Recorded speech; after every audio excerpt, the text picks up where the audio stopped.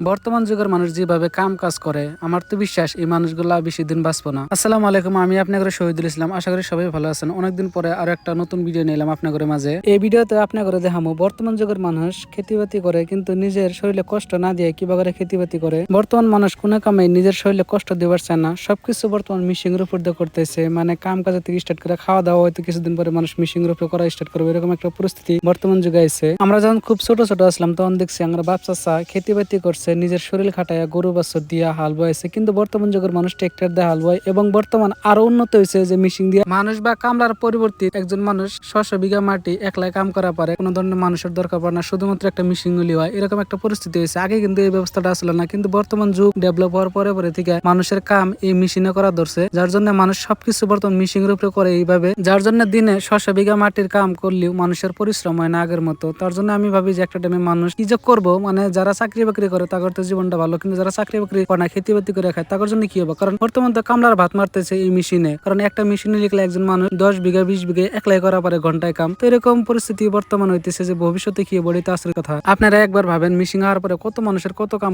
বন্ধ হয়ে গেছে, বর্তমান সবকিছু মেশিন এর দ্বারা করে। এই ভিডিওটা আপনাদের কাছে কেমন লাগলো সবাই কমেন্ট করে জানাবেন এবং এরকম ধরনের রেগুলার ভিডিও পাওয়ার জন্য আমাকে ফলো করবেন সবাই। ধন্যবাদ।